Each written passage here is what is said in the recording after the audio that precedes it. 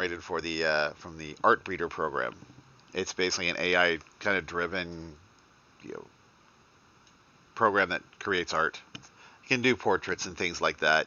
Takes a variation and starts mixing and matching stuff. You can get some interesting different parameters out of it. Kind of neat. Ah, all It's right. it's the same cover that I used for the one of the chapters for what's called the Shadowed Veil. Nice, nice. Yeah, yeah. It was it was the fun thing about it. It was it's the it's like the an environment which is hostile to humanity. It's cold. It's dark. It's foggy. There's nothing really living in the place because there's a little bit of air, but it's like less than you wouldn't be able to survive in it. It's Nice. just not. And It's just an alien environment that is has lots of undead monsters, things like that that are spiritual beings floating around. nice. And kind of almost leading to the segue. There's actually one thing I did want to talk to you guys about. So this week was actually Comic Con, and they showed a whole slew of trailers. I know the one trailers I think my friend sent me, who's actually at Comic Con, was three things caught his eye. There's a Dungeons and Dragons movie trailer With Chris with Pine. Chris Pine. Uh huh. There's the full trailer for House of Dragons, the actual full trailer, but that kind of got shown like a few days Okay. ago. And he did show me this said to be trailer number 3 of Rings of Power, and they finally showed Sauron, who he kind of looks like it's the character version of Shadow of War, which I don't know if you guys have played that, but Shadow of War, he takes on the appearance of like this elf with whitish hair who kind of makes the power like this shadow. And that kind of seems like they're going to build up for Sauron and the battle with Morgoth. They teased Ungolith, the spider. They've also teased Morgoth's Balrogs, which showed at the very end. Also got the original composer for Peter Jackson's Lord of the Rings. He's on that show. And yeah, he said those are probably the three biggest things that people are talking Yeah. about. Yeah, I did And Yeah, see. well, I did see the trailer if for you, the D&D one, and it looks. Considering I remember the very first D&D movie that came out, it was like, oh my gosh, this was so bad. This is actually looking a lot, looking pretty funny or pretty good. the one with Jeremy Irons, yeah. Yes, Jeremy Irons did a good job, but he just that was just a horrible script. I've seen the other two as well. The other two were far better. Yeah, I would have to say, yeah, they had lower budget, but the stories were a bit better on those. On the at least I saw the Mm. second one. I still haven't been able to find the third one. I think they tried to bury it. Well, I mean, the whole thing about that first one of the guy that starts out as a thief in the city, breaks into a magic school, and ends up becoming effectively a prince of the city is like, no, that wouldn't happen. That's weird. Oh, well, that's fantasy though. yeah, uh, and but yeah, one of the scenes that I was going like was an oh that's a bad day moment on that trailer was I only caught a little bit of the scene, but it looks like somebody was being chased and a couple people dived off to the side into a gelatinous cube. I yeah, mean that's what one of Mm. my friends that's one said. of the that's like oh my god why would you choose to go that way? Especially if you didn't see it, that's a possibility. Well, I can see that happening. That would just like funny just show enough, the if you, bodies jump into it and then slow to come to a complete stop with their arms outstretched. They're gonna have a bad day. funnily enough, Being there's eaten by a Jello is whole never thing fun. of there's a whole thing of traps called Grimtooth that works with Dungeons and The Dragons. Grim Tooth, yeah, I've used I've used a couple of them, and one of the traps it sets up is you see a pit in front of you, and at the bottom of it is all the treasure that you want. There is a rope dangling down from the ceiling that goes into the pit.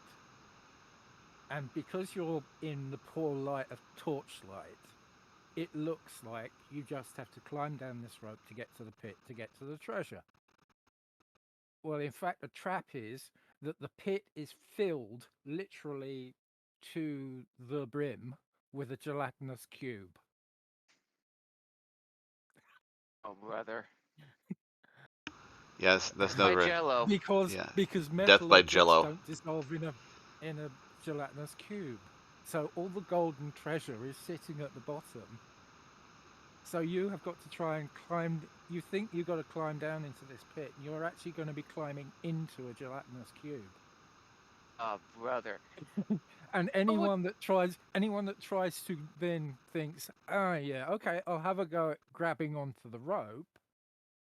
They actually find that the rope is not suspended from the ceiling, as in it passes through the ceiling, and is designed that the minute a weight gets put on that rope, it causes the entire ceiling to collapse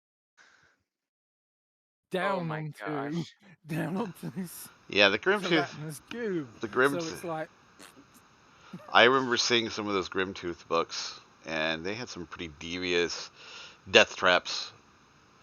I think my favorite was the Avenging Treadmill. The Avenging remember that Treadmill, one. that's actually a thing in D&D? Yeah, the Avenging Treadmill. You walk down a corridor. This is designed as an end of adventure thing. The final treasure, the final whatever it is, the end of the mission.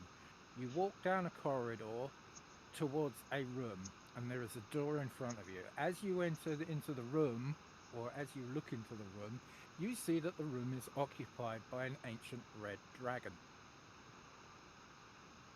Okay. Well, what's the party's reaction to seeing an ancient red dragon? Most of them are Guarding just the like treasure charge that and they asked attack. That's They're either usually gonna charge and the answer. attack- They're either going to charge and attack, or they're going to try and run. If they try to run, they find out that the corridor floor is actually a treadmill that operates when they try to run, so they can't run. Not only that, but as they run on this treadmill, it causes the ceiling to wind back and drop something in excess of 100 tons of granite on top of them. That's like, no, you're fighting the dragon whether you like it or not. Yeah, that's It's designed as an end of adventure thing because it's going to kill the party. Oh my I think- gosh. Another one I remember was this one actually got defeated. You walk into the room and you see the ultimate magical treasure that you're after. It's a giant staff about 10 feet high, and it's in the middle of the room. Right? Yeah. Okay. So your reaction is, well, I'm going to go grab the staff. Wrong, because the staff is actually supporting the ceiling. So you pull out the staff, boom, the ceiling comes down on you. So And pretty much, This is the solution that somebody worked out.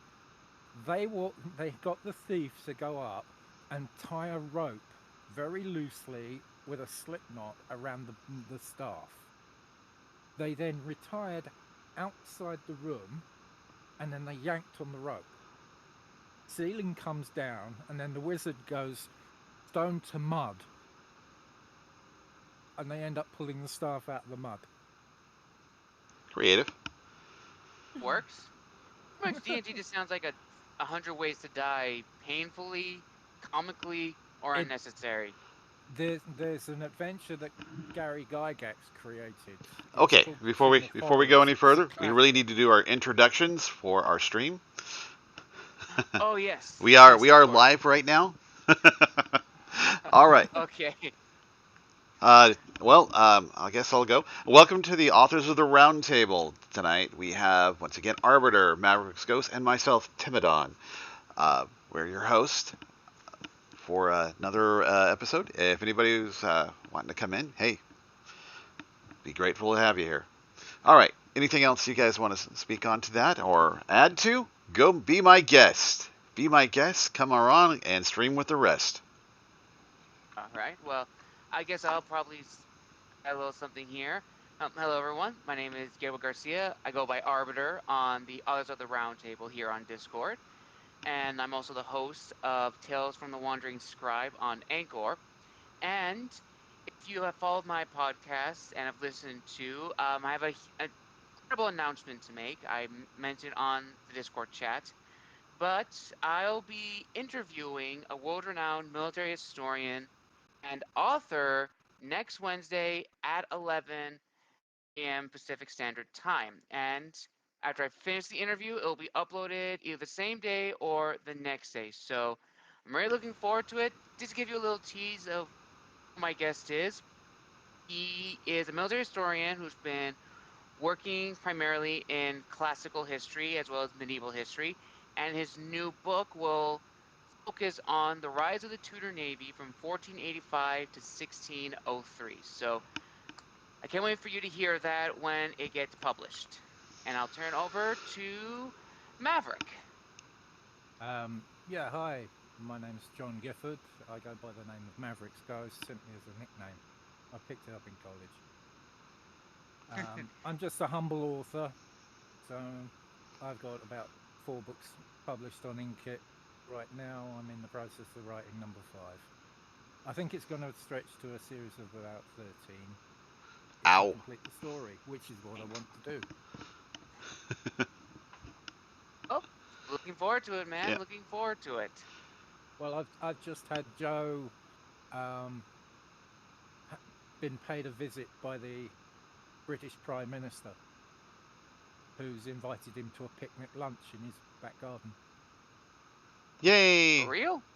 Because the That's British government are a bit slow on the uptake. They're like, well. This is what hold five on, five this books guy, into it, and they this just now guy's realize that using, they got a spellcaster running around. yeah, this guy's using what exactly? Magic. Um, are you that capable with magic, Mr. Winstanton? Yes, I think so. Oh, perhaps we ought to look into this. Oh my gosh. Welcome back to Men in Black. Bum bum bum bum. Oh, I created my own. I got Men in Red. Uh-oh. And in red. Oh yeah, But I just got them. imagine- I Men in got them Red. dressed up in something akin to red oven foil, so they look like Oh, Christmas ornaments. for some reason, But Men in Red, my mind just went to the guards at Buckingham Palace. Like, that's what they wear, which would be pretty awesome, not gonna lie. Yeah, that could well, work. Definitely could I work for created these guys the the British thinking Men version in of that. Black are primarily aliens and alien related. So Ah, I okay, created yeah. Men in Red We deal with to magic. defend against the realm of magic. Oh, Their job is to suppress knowledge of magic. okay. Almost sounded like It the doesn't. Inquisition, kind It of. doesn't exist. You didn't see anything. Where's the flashy Oh device? man. No, so throw the saltpeter in their faces. It's gonna Well, burn, but you're not gonna remember it. well, I've just had a run in with um, Mike Danvers and the effective head of the Men in Red, and Mike's come away with the distinct impression that he's actually possibly dealing with a vampire All right. because he got into the guy's limo, and we're talking, ultra high end, multi-million dollar limo, and there's this distinct smell of moldy soil coming from the rear boot. And he says, I only ran into that smell once before when Yeah. I was a kid, because I have him growing up in New Orleans. And I said, Right. he got into trouble with the local sheriff and decided to hide out in an old cemetery. And he went into one of the tombs. And one of the tombs was, the tomb he hid out in was cracked. So there was this soil coming in, and it was old and moldy and smelt really offensive. And he said, that's the smell I got in the back of the limo. Ugh. So he thinks he's possibly dealing with a vampire, but he can't prove it. Just Right. spill some holy water on them. Don't worry about it too awfully much. It's in the champagne. Here, to have a drink. I haven't worked out what I want to do with him yet, but I I've understand that all too well. I mean, I've spent a lot of time working on lots of little sub stories for my stories, and for I've had one that's been slowly brewing for the last year and a half, and it's finally coming to uh, a head for the story arc, and I'm quite happy the way it's finally ending up. It just took a while to come through and do something about it. mm, Yeah. For me, I'm just struggling with, have so many other ideas I want to get to and writing them down so I don't forget it. Because on the topic of vampires, I was telling Kim this was like many months ago. It was trying to do like my own take of like the underworld story, but not have it be like underworld, where you had Lilith and another Greek god who is a Titan who was the father of all monsters. They conceive Kamazot, the vampire bat god, and Fenrir. And from Fenrir, you have the four werewolf clans. You have the Vargs, you have the Ulfheinds, you have the Loup-garous for France, and then you have the Pug Faces, which you would consider to be the Wolfman. And they all live in like, I want to say 17th century Europe. You have the vampires, which are divided into three clans. You have the higher up vampires, which are more mm, human in appearance. You have the Strigo vampires, which are more still human, but when they transform into their vampiric shape, they kind of look like creatures from The Descent. I don't know if you guys have seen that horror movie. And Ah, then you have the third race, which they're based in South America, and they are the Camazots, who turn into giant bipedal vampire bat monsters. And the Ulfheinds and the Vargs live in the northern lands. You have Sweden, Denmark, Finland, Norway, and they are the more feared werewolves. They're smaller than the European werewolves, but they're the more dangerous ones because they actively hunt and kill other werewolves just to build up their legacy.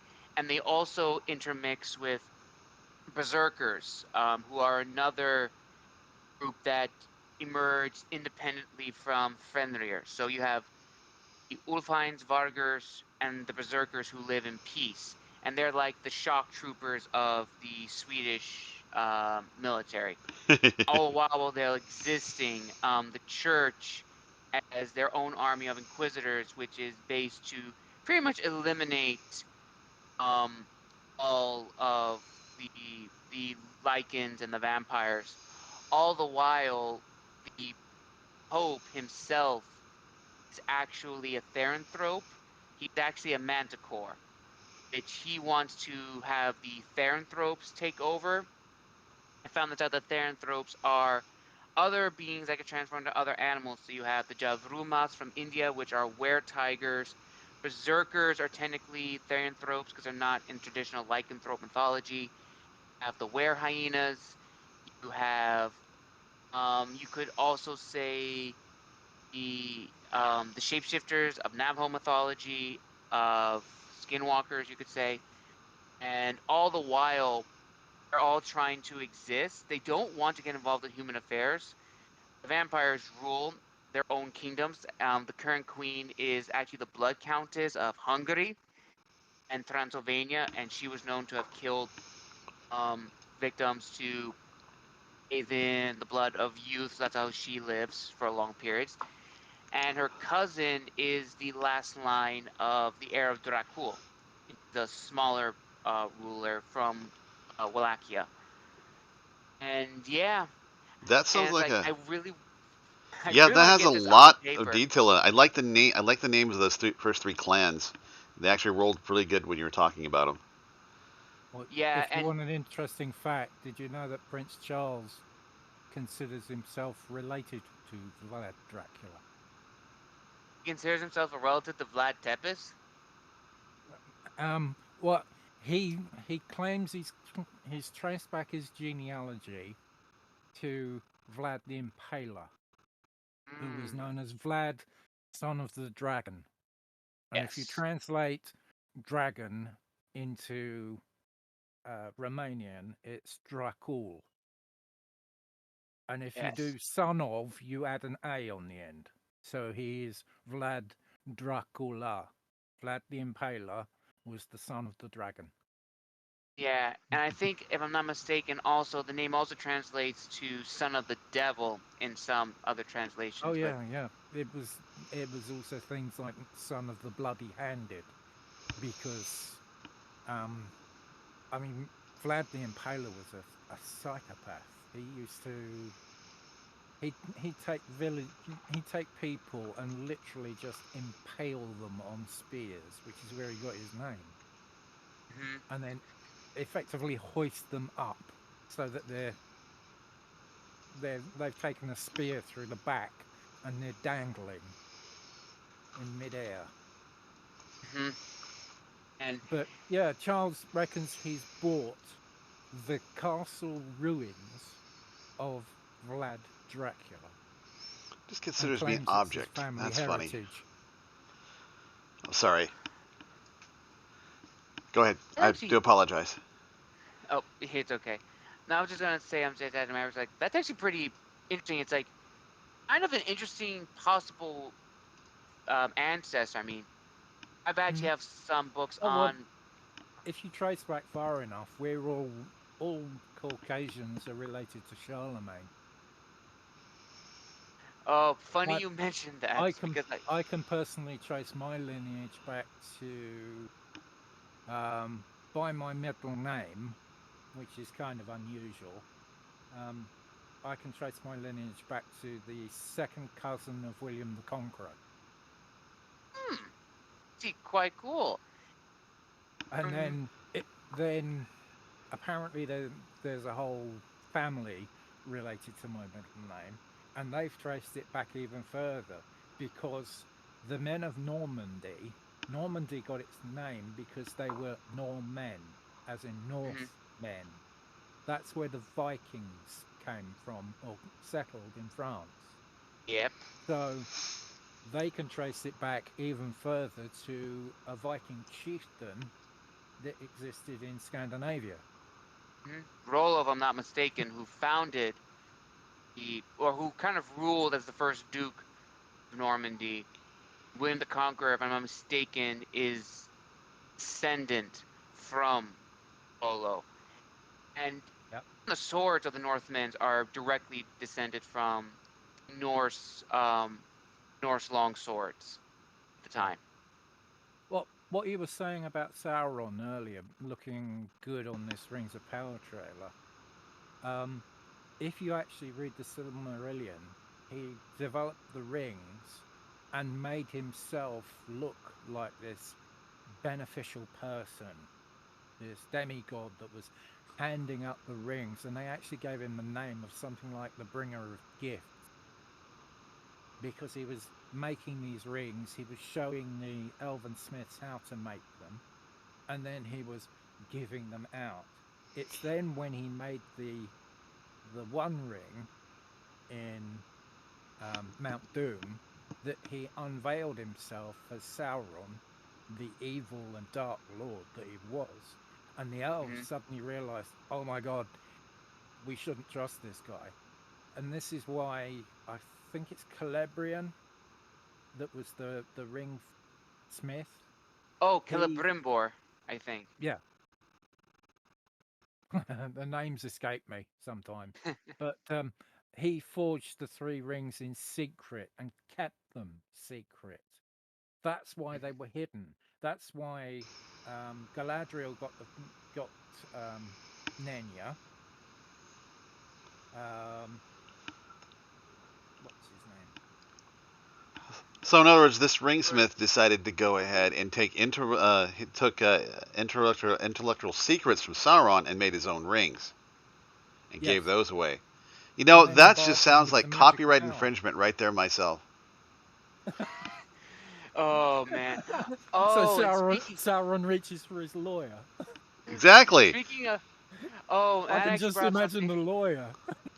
Oh, You that made actually brought these up rings. something I really showed you interesting. how to make these things. These are our. You're making them for me, but you made your own and gave them away. No, no, no, Oh, no, no. could you could you imagine? And my friend actually brought this up. Could you imagine if Sauron, as a servant of Morgoth, because they haven't shown Morgoth. I think they're from what this trailer shows.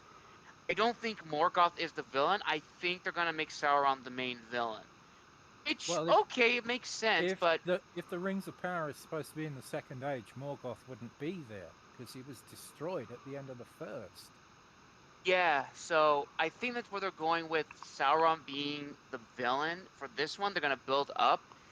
And from what my friend has said, because he was there, he went to like the secret panel. He said this is supposed to probably get 9 seasons, and from what he's heard, the ninth season's supposed to be War of the Last Alliance. Like if that is all spanned out, and War of the Last Alliance is probably going to be the ninth season.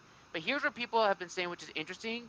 There's a sword there in the show, which has been in the cover art, supposedly Sauron. He's also known as the Master of Shadows because apparently in this spelling, Sauron apparently has the Masters of Darkness. Like he blows his fingers and darkness literally comes like dark mist or smoke.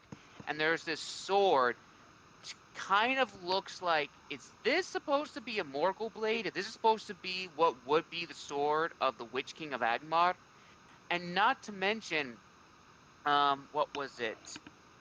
One person said as a joke, it's like, why did they make Sauron look like a human version of Gore, the God Butcher?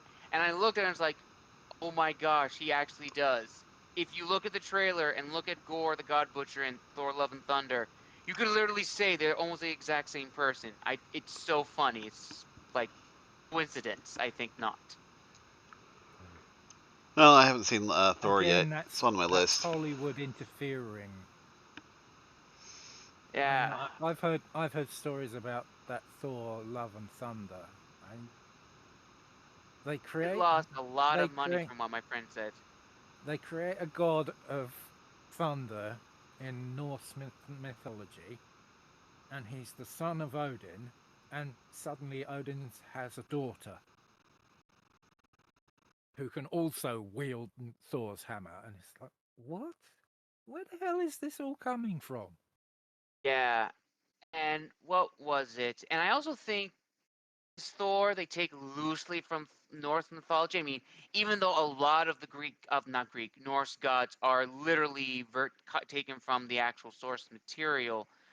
If I'm not mistaken, in the comics, even Hel is the daughter of Loki, and the good daughter or the woman that is supposed to be like in love with Thor and she's a villain is the Enchantress. She's also supposed to be like the love for Thor, and it's interesting because comics always take their own versions of characters, but interestingly, in the DC universe, Thor is actually a bad guy. He's not a hero. He's actually a villain that I find really really cool. Which even in that version, Thor has like he's red beard. He kind of looks more of a traditional Viking. I use that word loosely. It's really interesting. I know one of my friends saw it, and he said it's okay if the character is comedic, but they made it too much like a comedy. And he said Thor was kind of dumbed down a bit. He said if you look at it, it's the first romantic comedy from Marvel with Gore the God Butcher, which if you've read the comics, and I've kind of read, Thor the God Butcher is the most evil villain Thor has ever faced. I mean, he tortured him for years in the comics. He gave Thor PTSD because Thor's like, how am I supposed to fight someone like this?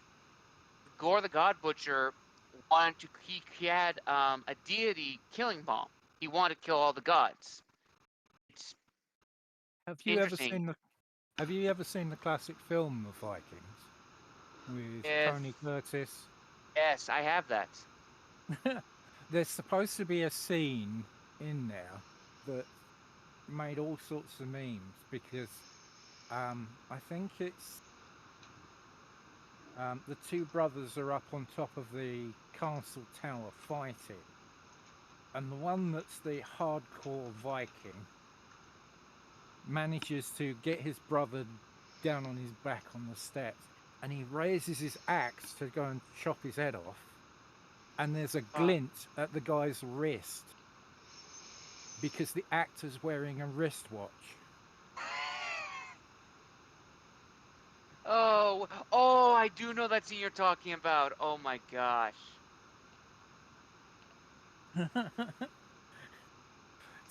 It's supposed to be a classic. I've got to admit, I've never actually seen that scene, but I've seen the film a couple of times, and it's like, seriously, the actor couldn't think enough that he's supposed to be in like Well, 850. Well, you also got to AD, figure the and stress he's these wearing poor a people are on. wristwatch. I mean, they had been in that same scene for 20 hours already. He didn't notice it beforehand. That's true. I mean, That's I've true. I've actually done extra work at one point, at least for one movie. I was actually. Have you ever seen the movie Drew Barrymore's Never Been Kissed? Yes.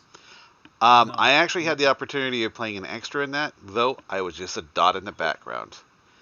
The two scenes Aw. at the two scenes at the beginning of the movie and at the end of the movie when they were doing the baseball theater or the baseball stadium, there was just you got to figure there was only enough people to actually fill the bleachers of that place, one section of those bleachers. They actually filmed it a couple times. They moved us from one bleacher set to a next bleacher set to a next bleacher set, just so they can actually merge all of the images together to make it look like we had a full set of bleachers for all the Oh my audience. gosh. It sounds like Justin Trudeau when he addressed the European Parliament. It took 16 hours to do 5 minutes worth of film, or at least from Oh my when gosh. we sat there for a Trudeau long came over time to Brussels. shivering. It was at night, mind you, with blankets and everything else like that. Oh no. I got a whole whopping $48 for that. It Trudeau was. came over I to did get to see Drew Brussels to Barrymore. address the They kept European us all Parliament. at a distance. They wouldn't let anybody near her. Leave the unwashed masses from us! No! Oh man. Well, there was a point where Trudeau came over to address the European Parliament, and he was giving them this holier-than-thou speech about democracy. And you'd think from the footage that the news was playing about it that the place was packed. But actually, of the, I forget how many MEPs they've got, I think it's something like 450, 95% of them had walked out because they didn't want anything to do with Trudeau. And 6 of the ones that had stayed did it simply to badmouth him. One of the Italian MEPs actually stood up and addressed Trudeau directly, essentially saying, "Why the F are you here? From all of your behavior in Canada, you are nothing but a dictator. We hate the very sight of you. Please go. We don't want you here." Dang. That's rough. Oh, let's just leave your government to put a spin on and everything. That's what they do. Yeah. Yeah. That And actually, Maverick, I did want to say, sorry to jump ahead of you, Timothy, but oh I did want to say one thing also, Maverick, what you were saying about your ancestry. Funny enough, I actually was able to do a little genealogy myself, and my mom's side possibly related to Simon de Montfort, the 6th Earl of Leicester, who was the godfather of Edward Longshanks, who possibly was, actually Simon de Montfort was the founder of the idea of what would be considered parliament democracy. And I actually have the 4 books that an author wrote about, and I was like, it's interesting because my mom's family have Montfort in them, spelled almost the exact same way. We're Yeah. trying to Well, get my middle name is Hotham, Hougham, and Hotham. if you look at the area I live, there is an entire village between Dover and Sandwich that's called West Hotham, and it was the family seat. And apparently, this second cousin to William the Conqueror came over a few months before William arrived and was here to sort of set things up so that his invasion or his takeover would be easier to achieve.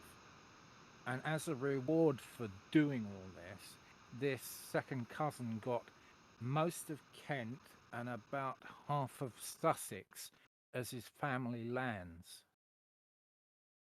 Wow, quite a big territory. I was always told that this was kind of part of my birthright because I got that name. I had an elder brother who was also given the name Huffam. He died because he basically had a stroke and Oh, it killed him. I'm sorry to hear that, man. I only met him the once, so yeah. He came down to visit my dad when he was stuck in hospital one time, and I swear to God, I walked in to visit my dad, and there's my half brother standing next to him, and I couldn't tell the two apart. Hey, Okay, nice. I got a question for you. Okay, Shoot. this one goes, going for the title, what do you have? Mercy is for the weak. How would you guys put that together? What context? Mercy is for the weak. I swear I've heard that in. Oh my gosh. There's been a I heard lot that of in conferences. Barbarians Rising. Mostly because I just recently written up a scene where I have basically I have my three important. This is going along with Rude Interruptions, a little story that I'm part of book 2, but we're coming towards the end, and we have one of the gods of war. He's been captured. He's getting his men are about ready to. He's basically getting ready to be sacrificed, and all sorts of fun things. And the goddess she's basically having a priest in training, and tells the priest that she can go ahead and select one person out of this entire group to spare and let go. And of course, this priest is actually just a priest in training, doesn't even realize that she's being set up for this role, just being taught. And the gal go ahead and select, who's the most important person? That would be the god of war there. That person, should be, that's the most important one. So the god didn't want to be sacrificed because he just lost. He's going to have to go back and report, said, I failed. It's, not a good thing. And the whole thing is yep, you chose the weakest one to give mercy to. So, yeah, you could do that. You could do that mercy from both sides. Yes, it can be played in a couple different ways, but You is could it have it the strong? You could have it the victor, the one that loses the fight, begs for mercy. Yeah. And the victor says, "No, mercy is for the weak," and promptly dispatches. Yeah. The there's definitely a couple ways to go spin it, but the way I plan on using this one, the person receiving the mercy is the weak one. The priest, you could have the priest say, "Well, I can grant you your freedom, but you have to beg for mercy." Yeah. At which point, for example, the god of war looks him straight in the face and says, "Mercy is for the weak." Yep, that could be also a good play too. I'm also just thinking Kratos just saying that because I don't know why I just reread my God of War 2 book. So I still have Kratos in my head. I can totally see Kratos saying mercy is for the weak and just curb stomping somebody. Yeah. Oh man. But like I said, you can play it from both sides. Yeah. It's definitely you could have the victor being the one that's mercy is for the weak, or you could have the loser being defiant. Mm-hmm. Yeah, I actually agree with Maverick. It could go. Well, it's kind of like you take a prisoner out to execute them, and they offer them a blindfold, and you'll get some of the condemned defying and saying, no, I don't want a blindfold, because they want to see it coming. They want to show that they have some courage. Yeah. Well, anyway, that's a good one. Yeah, as I said, as I was going, I just it's coming towards the end of the whole that particular story arc, and it was just like, yeah, the line came out really good the way I put it up, so it's just like, just getting when somebody who's arrogant in the first place just got his butt Like I said, handed it to all him. depends on So how you want to play it. yeah, it is. It all, Like for me, like I think I kind of have something almost written up in my book currently. Failed Quest. There's actually a scene I'm writing where one of the samurai that I wrote, Jujin Minamoto, or traditional Japanese Minamoto Junji. He's part of the Takeda clan, which around 1582, the Takeda clan was virtually wiped off Japan. He was with his master, who was seeking aid from a retainer. The retainer, Oyamada no Shine, probably not his name, but he said, no, I'm not going to do it. So out of the 500 soldiers that he had left, only 41 actually stayed loyal, and Minamoto Junji was actually one of them. My main character, Akimoto, they have the fight, they track them down with his team from the Oda clan, and they capture Junji because they realize he's a worthy samurai, and B, he's the most terrifying one. I wanted to give the samurai different weapons because we all know that the samurai had the katana and the wakizashi and the tanto, but there was many yeah. other Japanese or Do you samurai know why they weapons that use they the used. Tonto? If I'm not mistaken, the tanto was also used as like a short dagger to like get up close No, and no, no. personal. A guy I used to know actually explained it to me. He was a captain in the TAs, so he knew about all this military stuff. Okay. And he said that the Tonto, when you actually looked at it, it's got a hexagonal blade. And Right. it was only used for one purpose, to commit harikiri. Okay, no, yeah, that does make sense. That does make sense. Yeah. You basically had to dig the blade into your stomach and disembowel yourself. And if the theory goes that the guy that's committing harikiri is supposed to have his head cut off by his best friend using his katana. Mm-hmm. And if the friend allowed the, I don't know what you might call him, a suicide, to die before he cut his head off, he was considered to have dishonored the spirit of the samurai. Yep, I definitely remember seeing. And promptly had to commit harikiri himself because he committed a dishonorable act. So, so you get forced into a situation where you're committing harikiri, you rapidly run out of friends. Right. Yeah. You don't know what to do with that, do you, Cat? So I actually did a game of Oriental Dungeons and Dragons at one point, and I gave one of the samurai characters a complete. Go play with him. Which is the. You have food up over there. Katana, wakizashi, and tanto. And this was when he explained to me what the tanto was used for. And actually think. Hold on, I gotta get something really quick. I'll be right back.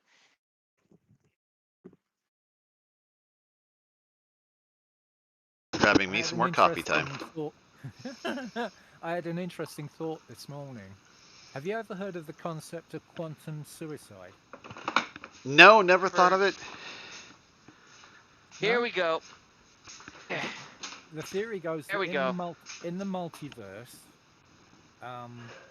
every time the universe has to take a decision, the universe effectively splits. So that if I come to a fork in the road, in one universe I go to the left, and in another universe I go to the right. Well, this guy came up with a thought thing where he described a machine that would allow you to gain immortality through quantum suicide. Why does that sound like a movie that I've heard? Yeah, the idea Quantum being Leap. You load up a revolver gun with 6 bullet chambers. You put 3 bullets in, so you've got a 50-50 chance of getting a bullet. And then you point the gun at your own head and pull the trigger. Okay. In supposedly our universe, you get your head blown off. Right? In another part of the multiverse, there is a identical you, a parallel you, who gets an empty chamber. Mm. And according to this guy that was explaining it, he said there will come a situation where at least one part of the multiverse will always get an empty chamber, and thus you can never die because there will be immortality. Now, I have to discard with that because of simple fact. If you go ahead and add time to that, right, just so that maybe just for that one moment you're immortal, but doesn't affect events afterwards. Yeah, but the point is, each time you pull the trigger, there is another you that is pulling the trigger at the same time. And not getting You it. will get a bullet. He will get an empty chamber. But I also take a look at the argument. Okay, for that one moment, yes, but time keeps going forward. Doesn't mean events afterward will continue to give you immortality. Maybe if you just keep constantly pulling the trigger, and eventually something will happen. But it said if you add time to it, it's a progressive, step. The next scene, Yeah. it might not play out that way. You're still going to get Well, a little older, unless you were saw- generally immortal in the first place. I saw a figure once that, given all the space that's out there, it's estimated that you could have 10 to the power of 26 separate universes existing at any one time. What would you guys think your variance would be if the multiverse was indeed? Let's say the multiverse. Let me put it this way. I'll give you two different versions. Let's look at the multiverse realistically, like based on our science, and the multiverse based off of comic book science and science fiction. What variant would you rather want to see more? Realistic version of you based on our science, or one based off of fictional science and comic book lore? Much more entertaining would probably be fictional science and comic book lore. But if you go with reality, it has its ups and downs where you really can't bend the fabric of space and time. You want to watch an Yeah. old TV series called Red Dwarf? Oh my gosh, that's still going, isn't it? Are they still doing some of that? I remember bits and parts. No. I know that those guys I know have. they reached about the 7th or 8th series. I know those guys are it getting got a old. bit They are weird. still funny as all heck. Yeah. Well, there was a thing where they created this episode they called Dimension Jump. And the lead character, Lister, has got a friend who's been resurrected as a hologram to keep him company. And Rimmer. Oh my gosh, his that guy is so hologram full of is of Rimmer. himself. And he's such a tight ass. He's such an obnoxious person that he just gets on everybody's nerves. I do recall Well, the they then feature in this Dimension Jump a separate parallel universe. is this for where Ace Rimmer? actually achieved everything he wanted. Yes. And he's become a test pilot for the Space Corps. Yeah. This character is And called he's wandering Ace Rimmer. Yeah, he's wandering around with this giant quiff and gold jacket, and he's Ace Rimmer, Space Corps test pilot. Oh, brother. And Oh. he ends up Sounds like a making character from Blackadder. He ends up making dimension jumps between the universes. Yeah, I And think keeps he encountering himself. and he's never found anybody more pathetic, worse than the Rimmer that was on this one. He's still looking. Yeah. No. No, you haven't seen the later shows. There's actually tens of thousands of Ace Rimmers. Oh no. Because at one point, Ace turns up again and encounters effectively our Arnold Rimmer, the pathetic excuse, and tells him that he's dying and that Arnold has to take his place as Ace, because Ace is is like a fixed point in the universe. Ace has to continue to exist. And they take Ace's light bead because he's a hologram himself, and they take it to these spatial coordinates that turns out to be a planet. And as you look at the planet, you think that's Saturn, right? Because it's got all the rings around it. And as they approach, they realize that the rings aren't made out of dust. They're made out of holographic light beads. Of Ace Rimmer. Because they're all Ace Rimmers. Oh gosh, no. So the main one from the Earth has to take the place of the other Ace Rimmer, Yeah. and he's just This is why he left. This is why Chris Barry left the series. They Oh, man. they wrote it as he became Ace Rimmer and thus went off into the rest of the multiverse. And continue on the multiverse. Would you rather meet parallel version of yourself or an alternate version of yourself? Be different. What's the I difference? remember I Well, did. parallel universe could be similar to you. Slight things are changed. You mean like sliders? Would I want to meet myself in a slider universe? How would okay, but I'll give you an example of like comic book, because from parallel universe to comic book lore, like Earth 0 and Earth 1 pre-52 of DC, they're exactly the same. The only difference is Earth 0, the heroes are in their 30s and 40s, and Earth 1, the heroes are just starting out in their prime, like their early 20s and early 30s. So that would be a parallel universe. Alternate universe, you could say, you could be like either universes do the gender bent universe, or completely evil universe, or it doesn't have to be you in particular, but the name that you have is synonymous with a character that looks nothing like you, and there is someone on that universe that looks like you, but it's not your variant. Right. Hmm. So it'd be Jenny instead of John. Yeah, pretty much. I don't Interesting. know what would be more interesting or more chaotic. More chaotic.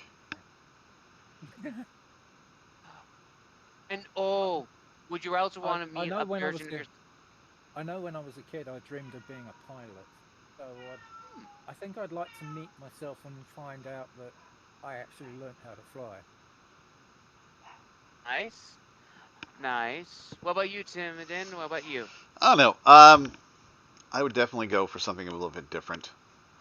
It would be interesting to see how the opposite succeeded or failed. Either way, it might be an interesting team up for a short time, but it would be kind of strange to have either having a bunch of me's running around or a bunch of alternate me's being ran around.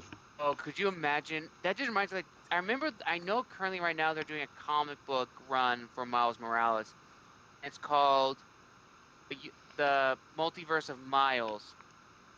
They imagine, what if Miles Morales was Captain America? What if Miles Morales was Wolverine? What if Miles Morales was Hulk? And currently right now, what if Miles Morales was Thor? So bizarre. Then again, Spider-Man's done it before. I mean, the Multiverse of Spider-Man. Well, there's actually a podcast that you can subscribe to that's Tales from the Multiverse. And I don't think I've ever heard of that. All it consists of is a guy who's recording this podcast in his basement, and he travels from one universe to the next. And suspiciously, he always runs into his best friend and his girlfriend. Oh, brother. And lives in the same place. So nothing's changed. But with subtle differences. Oh, brother. So literally, he's living his life, but nothing's truly changed. Like nothing substantially has changed. Yeah, it's kind of like sliders, moving from one universe to the next. And yeah, that show unfortunately he does it on a weekly basis. Went off the rockers. I have to give the one guy props for staying through it all.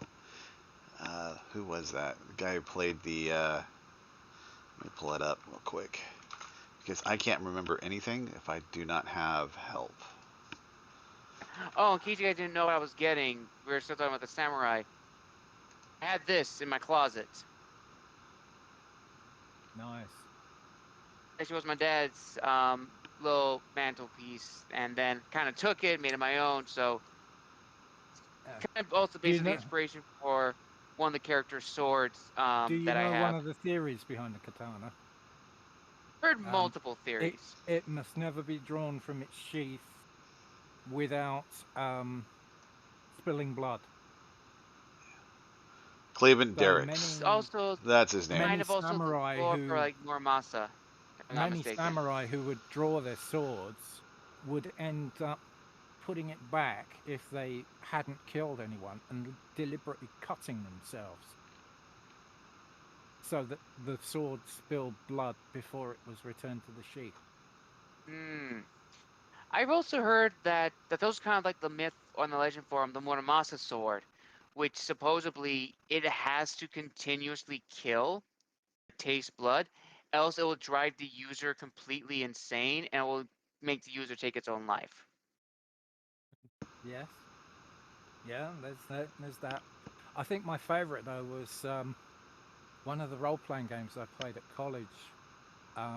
One of the characters managed to get hold of an intelligent sword, so it was capable Oh of no. talking. And he was wearing it in a back scabbard. And he Oh, happened to be a thief. okay. And this sword is kind of like, I don't, if you've read any of the Discworld stuff that Terry Pratchett came up with, it's the sword. There's a sword that Cohen the Barbarian possesses called King, because it's the thing that makes the noise ting. Okay. And it's an intelligent sword, and it's based on a barbarian character. So charge in, fight, spill blood, kill. And there's this thief trying to crawl down this corridor as quiet as possible. And his sword in the game suddenly went, why the fuck are we being so quiet? And Oh literally no. every monster in the vicinity was like, what's that? It just sounds like a good movie. Just a sword just talking all kinds of stuff, and the guy's like, "Why did I steal you? You've been nothing but Oh, obnoxious." we had a character who ended up getting hit every time in the left leg. For no Well, what's apparent reason, every time he was hit, his hit would come in the left leg. what's just like some meme for like Skyrim? I took an arrow to the knee. Oh my I, gosh. I did a game where I was playing a wizard because I only like wizard characters. I don't like warriors. All right. And we wandered into this village that's filled with evil characters. And the guy who's next to me is an is a bard, come ranger. And he Right. suddenly has this idea of, have we got a dagger? Because he can use a dagger, and he's going to throw a dagger to make an attack on these creatures. Right. And they're literally surrounding us. And I went, well, I've got a dagger. I can give you it. And I actually had a very special dagger. How do I feel A this is not going to end well? A magical dagger called the Lathe of the Moke, because we designed it along the Middle Earth and Lord of the Rings style. So this was called the Lathe of the Moke. And this dagger, if I held it in my hand and concentrated for 1 round, it could grow into a short sword. Not bad. If I held it for 2 rounds, it could grow into a long sword. Okay. If I held it for 3 rounds, it could grow into a bastard sword or a 2-handed sword. Okay. So something in excess of 10 feet in length. And if I held it for 4 rounds, it could grow into an 18-foot horse lance. Okay, you're just going Dark Souls with this, aren't you? Like every sword is just increasing. It's this hugely powerful thing. And one of the powers it possesses is if I ever throw it as a dagger, it will fly to 200 feet and then fly back to my hand. Okay, so it's like a boomerang. It Yondu's no, or Yondu's it will arrow. go out to 200 feet, then does an about face, and it comes straight back to me. That just seems like an awesome thing. Okay. So I passed it to this ranger, and he Okay. promptly, with all his might, threw it. Right. And there's the guy running the game. He's like, "Yeah, okay, what's the effects of this dagger?" And I described the damage, and we started rolling damage. And I said, "You do realize this thing is going to fly to 200 feet?" And he goes, "Oh. How many of them are between us and 200 feet?" And he went, "Well, it's about a 30 deep group that's surrounding you." So we spent better than 3 hours working out the damage that this guy did as the dagger went through the first one, through the second, through the third, through the fourth, through the fifth. Yep, sounds a little overpowered to me, most evidently. DM, Oh, yeah, nope, don't think it's going to happen. New dagger. It got way out of hand. We went 200 feet, and then I said, "Well, you do know what happens when it gets 200 feet? It Gotta doesn't come about back." face, and it comes back to my hand." And the guy running the game goes, "Oh, no, I'm not doing that again." And promptly came up with this undead skeletal warrior Who just that grabbed the dagger. grabbed hold of the dagger and held it aloft, saying, "We have the weapon." And I said, Oh. "Well, you know what's happening to that skeleton? He's coming back to my hand." So this skeleton flew all the way back over the heads of these undead characters, Oh. Nope. back to the Sorry. hands of this ranger who gripped the hilt and then started battering the opponents with the undead skeleton. All right. Oh. Just how much you guys smoking? That's all. Oh, that's Hey. funny. That's actually really funny. Oh, that's actually really funny. Oh, Oh. we played some classic games. I mean, we had one point where this particular bard come ranger had committed an evil act. Right. Basically, he had one spell left that he could use on. We were facing again a bunch of evil opponents. Right. He had one spell left. Oh well. Barrier Pit. Yeah. And it says in the spell description, this spell vaporizes 750 cubic feet of soil or stone to form a pit. Gosh. And we went, "Okay, where are you going to put this pit?" And this guy just calmly sat there and went, "In them." In them. I'm like, "What?" Usually the spell fails at that work when you don't make it. I was running this particular game, and he went, "Yeah, in them." I'm going to cast the spell directly ahead of me at them, and according to the spell effect, it vaporizes everything. So I went, "Well, because it's air, I'll make it 1,000 cubic feet, which will take out the entire front rank of this army." Right. I gave the whole party massive amounts of experience because they got to see these evil undead that were there suddenly have everything from the neck down to their waist vaporized. Oh well. In that collapsed. case, yeah. And I said, for the use of that spell, you've suddenly gone 2 stages towards evil. Well, they're already You're undead. not supposed to use the spell that way. And he decided that he was then going to go to Mirkwood to try and kind of recover his honor. And he was told he had to go to Mirkwood and create an altar at Dol Guldur.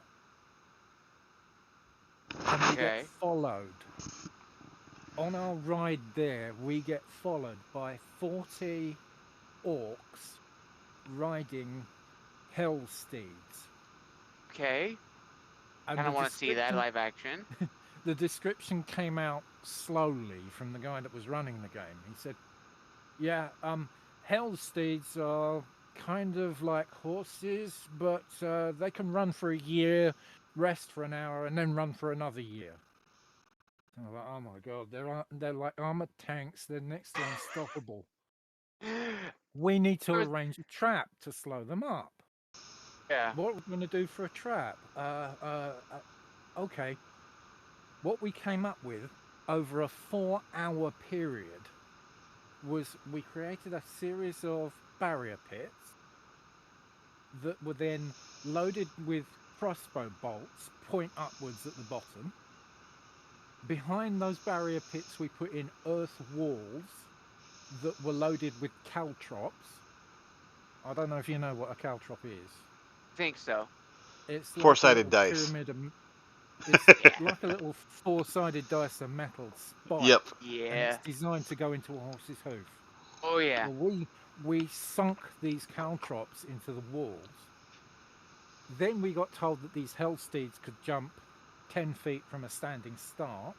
Okay, why not? So we created a second set of pits, again with crossbow bolts, and earth walls with caltrops behind that, right at their landing point if they jumped over the first set of walls. Well, I've got the rest of the party building this trap. While I'm gonna my have to be wizard going here. character- So Heading out, Well, my- Timothy? yeah, is there anything Well, anything my- you wanted anything you guys wanted to say before closing down this the stream? Any last remarks for tonight? Until next week. Yeah, tune Well, in next week.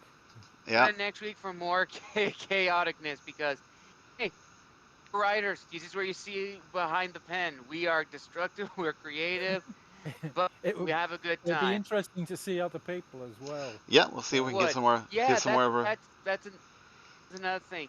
If for anyone who's on our Discord, if you want to pop in, even just for to say hi for a bit, please jump in. We're more than happy. Who knows? I was just thinking this. We could even do a Discord kind of a D&D kind of thing. One of us is the dungeon master. We all say our stuff, and the carnage just ensues. That could be a fun little thing we could all discuss. Maybe we can put that in the Show group notes. chat as, as an idea. Yeah, that's also a possibility. Um, I'm Yeah. also I also if there's any authors out there who want to work with the cross-world idea that we were putting together a couple months back, the world of Avis, for the most part, the battle world that we were thinking about running. Oh yes, the battle world. No one's story. unfortunately none of the other group has actually chimed in on that other than the initial start that we did. I've gone through and put together 2 chapters worth of material, mostly just unfinished notes and a couple characters that I've thrown in. But there's something else we can think about as a group Well, community. I've It given might be Joe- interesting. I've given Joe access to 130 odd soldiers now. So, poor Joe. Oh no. But as I said, it's something that we can bring up next time around. Clean up. All right. And as usual, if anybody else is listening, go to the Inkit site. Take a look at our stories. We have a number of them there. I do the TCOT. There's actually 100 people use the name TCOT. I didn't know that when I first put it together. Mine goes for Twilight Kingdoms of Thananol, not Teens on Another World. So, and start with the first book, Catalina, Goddess of the Hidden Veil. Want to throw your promotions on there, Gabriel? I'll go up, and I'm also on Inkit as well. I have a whole bunch of stories from historical fiction, science fantasy, science fiction. Well, that's kind of the same thing, fantasy. And if you want to check out my first book, it's actually right behind me. A little self-promotion of The Gathering, my first book. It's a really good story, and I also have Michael, Last Angel of Earth is already completed. Amnetus, Son of Persia is already completed. I'm working on a few other stories, Decimus, Rome's Wolf, and The Failed Quest. So I urge you all to go and check it out, and also listen to my podcast where you can listen to Timothy and Maverick in their interviews where they tell more about all of their works. And I'll transfer over to Maverick so he can promote his work. Well, as I said at the beginning, I've got 4 books currently completed. They're all one series. I call it an average Joe because my main character's name is Joseph Winstanton, and I saw him as just an average guy who suddenly finds out he's a wizard. Very Harry Potterish, but what Oh. the hell? He's an adult Harry Potter. With a dragon too. Don't forget the dragon. Oh yes, Draco, he's yeah. got 2 dragons now. He's got 2 Ooh. dragons now. His former girlfriend, now his wife, managed to find a pseudo dragon in Russia. So she's got this little cat-like black dragon that's extremely well educated, Nice. and she loves him, and she's told, you must never think of him as pet Oh, that's a pet. because dragons get a bit touchy if they're thought of as pets. The other ones just enjoy it. Yeah. Or you become the pet to them. The first book's called The Last Magus. Then you get Answering Nature's Call, which is I'm trying to build in humour into all of this. So Answering Nature's Call is kind of like a take on Answering a Call of Nature. Okay. Then Right. there was More Than Illusion, which actually came out of an old music track that I remember hearing. Then there's The Art and the Craft, which was part 4, and I'm currently working on number 5, which I call The Gates of Reality. Nice. Very nice. Okay. Well, I'm going to sign off at this point, and I want to thank you all for coming. And you'll find this both on Twitch for right now, and then I'll do a little bit of chopping, and it'll be put it on YouTube, and I'll send you guys the link. And have fun, and I'll see you all next week. Okay? Next week at 11. Next. That work for 11, you guys? Yeah, I might be. Yeah, that kind of works for me. Does that work for you, Maverick? Mm-hmm. Yeah, absolutely. All right. Well, we'll Right, see you well- next week at 11 then. As long as I know this thing is happening, I'll be here. All right. Definitely. Bye, guys. See you next week. Goodbye.